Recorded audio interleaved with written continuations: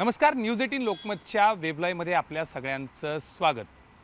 नगर परिषदा नगरपंचायतीच्या निवडणूक अर्ज भरायला सुरुवात झालेली आहे। मात्र मुंबई सर्वाधिक चर्चा ज्या निवडणुकीची रंगते अर्थातच मुंबई महानगरपालिका आणि त्यासोबत किंवा त्याच्या आजूबाजूला असणाऱ्या महामुंबईला लागून असणाऱ्या महानगरपालिका संदर्भात भाजपनं आपल्या पद्धतीनं जोरदार फिल्डिंग लावायला सुरुवात केली आहे असंच म्हणावं लागेल। मुख्यमंत्र्यांचे अतिशय जवळचे विश्वासू मानले जाणारे प्रदेशाध्यक्ष रवींद्र चव्हाण, खरं तर रवींद्र चव्हाण यांच्या कामाची पद्धत ही कोणताही गाजावाजा न करता माध्यमांपासून दोन हात खरं तर खूप जास्त अंतर राखत माध्यमांपुढे न येता माध्यमांशी न बोलता आणि पक्ष संघटनेत किंवा कुठल्याही पद्धतीनं जाहीर भाषणं जाहीर वाच्यता न करता आपलं काम हे प्रत्यक्ष निकालांमध्ये कसं उमटवता येईल यासाठी रवींद्र चव्हाण म्हणून त्यांना यामध्ये अगदी मागचा काही इतिहास बघायचा झालं तर महाविकास आघाडीचं सत्ता पालटापासून महायुतीचं म्हणजे खास करून एकनाथ शिंदे यांचं सरकार अस्तित्वात आणण्यामध्ये रवींद्र चव्हाणांचा असणारा रोल आणि त्यांची कायमची पडद्यामागची भूमिका ही आजतागायत प्रदेशाध्यक्ष झाल्यानंतर ही अशीच कायम आहे। आणि त्याचंच एक उदाहरण म्हणजेच मुंबई लगत असणाऱ्या 9 महानगरपालिकांमध्ये भाजपचाच महापौर आणि भाजपचाच स्थायी समिती अध्यक्ष कसा होईल यासाठी रवींद्र चव्हाण हे अगदी ज्या दिवशी त्यांनी पदभार स्वीकारला खरं तर त्या आधीपासूनच मात्र ज्या दिवशी प्रदेशाध्यक्ष पदाची अधिकृत पदस्थापना जी त्यांनी घेतली तेव्हापासून पूर्णपणे रवींद्र चव्हाण हे या सगळ्या महानगरपालिकेमध्ये फिल्डिंग त्यांनी लावायला सुरुवात केलं होतं। आणि यामध्ये जर उल्लेख करायचा झाला तर मुंबई महानगरपालिका जर युती झालीच तरी देखील त्या ठिकाणी आशिष शेलार अमित साटम यांच्याकडे जबाबदारी असली तरी देखील या निवडणुकांमध्ये भाजपचा प्रत्यक्ष तिकीट वाटपापासून ते निवडणुकीमध्ये सर्वाधिक निवडून येणारे भाजपचे उमेदवार कसे असतील यापासून ते मुंबईला लागून असणाऱ्या मग त्यामध्ये ठाणे, कल्याण डोंबिवली, वसई विरार महानगरपालिका, मीरा भाईंदर यासोबतच उल्हासनगर आणि यालाच भिवंडी, पालघर या सगळ्या भागामध्ये खास करून नवी मुंबई आणि पनवेल महानगरपालिका या सगळ्या 9 महानगरपालिका आपण नीट बघितल्या तर या 9 महानगरपालिकांमध्ये भाजपची सुरुवातीपासून एक चांगली ताकद राहिलेली आहे। भाजपचे आमदार प्रत्येक ठिकाणी आहेत। भाजपच्या आमदारांची ताकद जरी असली तरी महानगरपालिकेमध्ये मित्रपक्ष आणि खास करून शिवसेना शिंदे गटाला फारसं स्कोप न देता भाजपचा वर्चस्व कसा राहील आणि यासाठी कुठेही वाच्यता न करता कसलाही गाजावाजा न करता रवींद्र चव्हाण यांनी आपलं सायलेंट काम जे आहे ते सुरू ठेवलं होतं। त्यामध्ये आता काही पडसाद जे आहे ते उमटायला सुरुवात झाली आणि अगदी 2-3 दिवसापूर्वी भाजपनं त्या जिल्ह्यामध्ये त्या महानगरपालिकांसाठी निवडणूक प्रभारी यांची नावं जाहीर केली आणि त्या नावांमध्ये आपण नीट बघितलं तर भाजपच्या पडद्यामागच्या गोष्टी आता हळूहळू पडद्यापुढे यायला लागल्यात। आणि त्यापैकीच एक म्हणजे ठाणे ग्रामीणमध्ये गणेश नाईक यांची निवडणूक प्रभारी म्हणून नियुक्ती जी आहे ती करण्यात आली आहे। तर ठाणे शहर म्हणजे ठाणे महानगरपालिकेमध्ये संजय केळकर यांची नियुक्ती करण्यात आली आहे। गणेश नाईक यांच्या बाबतीत जर बोलायचं झालं तर रवींद्र चव्हाण यांनी गणेश नाईक यांची नियुक्ती करण्यामागं काहीच एक राजकारण जर आपण बघितलं तर पालघर आणि ठाणे जिल्ह्याची जबाबदारी ही गणेश नाईकांकडे दिल्यानंतर यापूर्वीपासूनच अगदी महाविकास आघाडीचं सरकार जाऊन महायुती सरकार आलं, मुख्यमंत्री एकनाथ शिंदे असताना देखील गणेश नाईक आणि एकनाथ शिंदे यांचं फारसं सूतक हे कधी जमलं नाही। गणेश नाईक यांची उघड भूमिका ही एकनाथ शिंदे यांच्या विरोधात कायम राहिली। मुख्यमंत्री असताना तर होतीच मात्र आता उपमुख्यमंत्री झाल्यानंतर आणि भाजपचा मुख्यमंत्री बसल्यानंतर गणेश नाईक यांची आक्रमक भूमिका ही अनेक टप्प्यानं वाढली आहे। मग ते उघडपणे ठाण्यात जाऊन त्यांच्या विरोधात भूमिका घेत किंवा ठाण्यामध्ये जनता दरबार भरवण्यापासून गणेश नाईकांनी सुरुवात केली। ठाण्यातील जनता दरबार आपण तेव्हाच थांबू ज्यावेळी माझ्या जनता दरबारात लोक यायचं बंद करतील, जोपर्यंत लोक येतील तोपर्यंत मी जनता दरबार थांबवणार नाही अशी स्पष्ट भूमिका ही गणेश नाईकांनी घेतली। आणि त्यांच्या जनता दरबाराला मिळणारा प्रतिसाद हा देखील एकनाथ शिंदे आणि त्यांच्या शिवसेनेची काळजी वाढवणारा होता। अर्थात खुद्द एकनाथ शिंदे यांनी थेटपणे गणेश नाईक यांच्या विरोधात जरी बोलणं टाळलं असलं तरी मात्र एकनाथ शिंदे यांच्या जवळ असणारे नरेश मस्के आणि त्यांचे आमदार हे उघडपणे गणेश नाईकांच्या विरोधात भूमिका घेत होते। मात्र तरी देखील गणेश नाईक कुठेही मागे हटले नाहीत।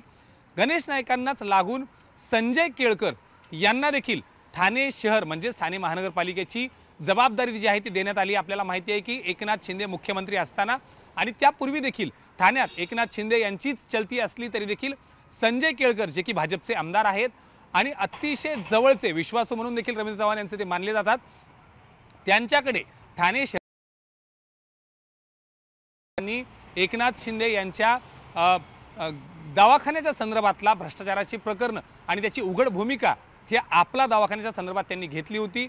अनेक महत्त्वाच्या भूमिका घेताना एकनाथ शिंदे यांच्या विरोधात भूमिका घेताना संजय केळकर यांनी कधी मागे वळून पाहिलं नाही आणि त्यामुळे त्यांच्याच तिथली या पदाची जबाबदारी दिली। याचाच अर्थ आता मात्र मित्रपक्षांच्या बाबतीत कोणतीही लमसम भूमिका घ्यायची नाही असाच काहीसा होतो आणि हे मान्यच करावं लागेल। दुसऱ्या बाजूला मग ते उल्हासनगर असेल, भिवंडी असेल, नवी मुंबई महानगरपालिका असेल, पनवेल असेल, या सगळ्या महानगरपालिकांमध्ये शिवसेनेची म्हणावी तशी दमदार ताकद नाही आणि त्याच ठिकाणी मित्रपक्षांना उगाचच सोबत घेऊन परत एकदा त्यांचं ओझं वाहण्याची भाजपची तयारी नाही आणि म्हणूनच स्थानिक पातळीवर त्या ठिकाणी भाजपचीच सत्ता एक हाती कशी येईल यासाठी अगदी ठिकठिकाणी त्यांनी आपली ताकद जी आहे ती वाढवायला सुरुवात केली। अर्थात इतर पक्षातनं मग ते उद्धव ठाकरे गटातले पक्ष असतील, काँग्रेस असेल, राष्ट्रवादी असेल, महाविकास आघाडीतले अनेक महत्त्वाचे नेते असतील, प्रत्येकाला थेटपणे आपल्या गळाशी कसं लावता येईल यासाठी रवींद्र चव्हाण मागच्या अनेक महिन्यांपासून कामाला लागले होते आणि त्यामध्ये जर उल्लेखच करायचा झाला तर थेटपणे कल्याण डोंबिवलीमध्ये उघडपणे संघर्ष भाजप विरुद्ध शिवसेना शिंदे गटाचा पाहायला मिळाल्यानंतर कधी काळी खासदार श्रीकांत शिंदे यांचे अतिशय जवळचे मानले जाणारे दीपेश म्हात्रे ज्यांचे वडील हे कल्याण डोंबिवलीचे महापौर देखील राहिलेले दीपेश म्हात्रे यांचा एक खूप चांगला होल्ड त्या मतदारसंघात आहे।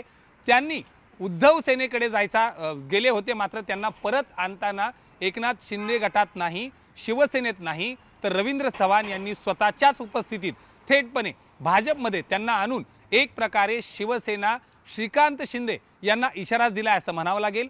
दीपेश म्हात्रे यांच्या रूपानं एकनाथ शिंदे आणि त्यांच्या शिवसेनेची ताकद कल्याण डोंबिवलीमध्ये कमी राजकीय वर्तुळात उमटताना दिसते। या सगळ्याची पार्श्वभूमी बघितली तर या 9 महानगरपालिकांचा जर आपण फक्त विचार केला तर याचं अर्थकारण आणि राजकारण देखील तितकंच महत्त्वाचं मानलं जातंय। यासोबतच फक्त या 9 महानगरपालिका सोबत असणारे जिल्हे मग तो रायगड असेल, पालघर असेल आणि त्याला लागूनच नाशिक आणि पुणे यावर देखील रवींद्र चव्हाण यांचं विशेष लक्ष आहे। एक आढावा जर आपण घ्यायचा झाला तर या 9 महानगरपालिकांचा अर्थकारणाचा विचार जर आपण केला तर तब्बल 1 लाख कोटींचं बजेट हे या सगळ्या महापालिकांचं वार्षिक बजेट जे आहे ते 1 लाख कोटींची यांची उलाढाल आहे। दुसऱ्या बाजूला मुंबईला लागून असणाऱ्या अनेक महत्त्वाच्या गोष्टी मग ते केंद्रीय पंतप्रधान नरेंद्र मोदी ते केंद्रीय मंत्रिमंडळाचं विशेष लक्ष असणारं वाढवण बंदर पालघर जिल्ह्यात येतं, तर दुसऱ्या बाजूला JNPT सारखा देशातलं एक मोठं बंदर हे पनवेल आणि याला लागून येतं नवी मुंबईचा सगळा भाग येतो। संपूर्ण अर्थकारण देखील खूप मोठं आहे। दुसऱ्या बाजूला नाशिक आणि पुणे हे 2 जिल्हे जे की मुंबईला लागून मुंबई ठाणे आणि पालघरला लागून आहेत त्या 2 जिल्ह्यांमध्ये देखील तितकंच महत्त्वाचं लक्ष अगदी ताकदीनं द्यायचं रवींद्र चव्हाणांनी ठरवलंय। एक जरी अर्थकारणाचा विषय असला तरी दुसऱ्या बाजूला राजकीय नाड्या देखील भाजपच्याच ताकद कशा राहतील यावर देखील विशेष लक्ष रवींद्र चव्हाण देताना दिसत आहेत आणि यामधलं गणित तुम्ही नीट लक्षात घ्या। जवळपास अगदी लोकसभेला जोरदार फटका हा महायुतीला जरी बसला असला तरी महायुतीमध्ये सर्वाधिक चांगला परफॉर्मन्स जो राहिला तो याच भागाचा म्हणजेच रायगड, पालघर आणि हा सगळा भाग जो आहे ठाणे यामध्ये जर शिवसेनेकडची जागा बघितल्या तर जवळपास रिझल्ट जर बघितला तर भाजपच्या वाट्यात आलेल्या जवळपास सगळ्या जागा या कोकण, रायगड आणि पालघरमध्ये भाजपनं रवींद्र चव्हाण यांच्या नेतृत्वात जिंकल्या असं म्हणावं लागेल। खरं तर देवेंद्र फडणवीस जरी लीड करत असले तरी या सगळ्या मतदारसंघाची जबाबदारी ही रवींद्र चव्हाण यांच्याकडे होती आणि त्या सगळ्या जागा या भाजपनं जिंकल्या।